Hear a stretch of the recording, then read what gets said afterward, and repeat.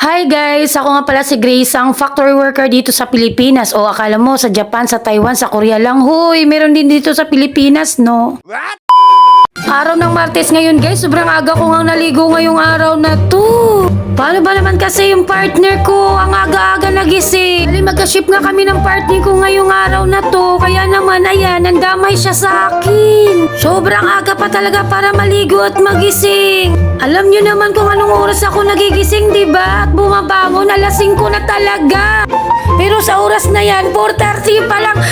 Nakakagigil talaga kung alam nyo lang. Gusto niya kasi akong ihatid doon sa may shuttlean namin. Ayaw niya kasi ako maglalakad, kaya sinabay na niya ako. Kaya ang ending ito, sobrang aga ko sa shuttlean. Hoy, grabe ba? Pero ganun pa man ay okay lang kasi wala naman ako magagawa kundi sundin siya, diba? Ayaw niya ako mapag-isa, kaya ayan, sinabay niya ako. Hoy, talaga naman tong Rodel na to.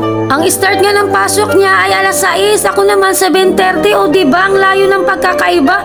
Sinasabi ko sa inyo, antay nga lang ako ng mga 15 minutes at sa wakas dumating na rin yung shuttle namin. Huy! Maaga din pala dumating yung shuttle namin guys, kaya yan naman nakasakay na agad ako. Syempre, ang gawain natin araw-araw kundi magpa-aircon, ayan, sobrang aga ko, diba? Natulog muna ako. Dahil naantok pa talaga ako sa mga oras na yun, kaya natulog muna ako sa biyahe at eto na dumating na nga ako dito sa may kantin namin. At dahil nga maaga kaming nakarating guys, eto ako ngayon nagtatambay dito sa kantin at nag-iisip kung tama pa bang iniisip ko kung babalikan ko pa ba siya o hindi na. Hoy! Break time na pala namin at first break naman ako lagi, kaya ito lang yung ulam ko for today's video. Hotdog lang te, kasi yan yung niluto.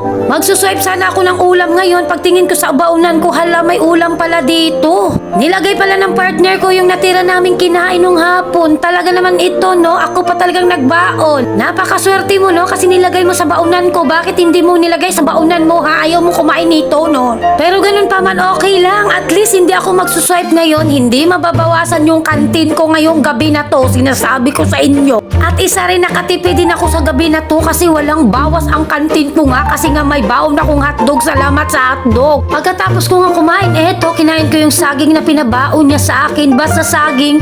Hoy, walang lambing yarn. Hoy, walang ganon Grace. Kung ano-ano pinagsasabi mo, hala ka, sige ka. Pag nakita ka niyan, sinasabi ko sa iyo. Hoy, joke lang yun ha. Huwag niyo kong gayahin. Alam niyo na, ako lang to. Hoy, pagkatapos ko nga kumain ng saging, ito, binuksan ko yung super crunch ko kasi alam niyo naman, ako yung babaeng hindi nabubuhay pag walang panghimagas. Yung kasabay ko nga kumain ito sa Ate Marjorie, binigyan niya ako ng espasol at eto, titikman natin kung masarap ba to. Sinasabi ko sa inyo. Pagkabukas-bukas nga, eto, ang sarap pala nitong espasol na to. Parang ngayon lang ako nakakain ba. Sinasabi ko sa inyo yung totoo ha. Promise, masarap siya pero bawal to sa may pustiso kasi madikit siya, bi. Pagkatapos kong kumain ng espasol, eto pa, binuksan ko pa talaga tong tinapay ko na to. Hoy, ang dami mo lang kinakain, Grace. Ano ba, kaya mo pa bang tumayo? At eto nga kasama ko, sabi niya patingin daw ng vlog ko. O sige, mag-hi ka dyan sa vlog ko. Walang problema. Sinasabi ko sa iyo. Hindi ko nga alam kung makakatayo pa ba ako sa mga oras na yan kasi ang dami kong kinakain. Nakita nyo naman, diba? Pero kung tatanungin nyo ako, kunti lang yung kinain kong rice, diba? Kunti lang talaga, as in kunti lang. Eto na nga yung pinaka-exciting part ng mga production operator. Alam nyo na kung ano to, ang uwian. O, sino dito yung nauuna sa shuttle? Yung tipong nagmamadali na akala mo ba'y iwan ng shuttle? Hoy, madaling-madali ka sa shuttle tapos pagdating dun ang ending, sabay-sabay pala umalis yung shuttle.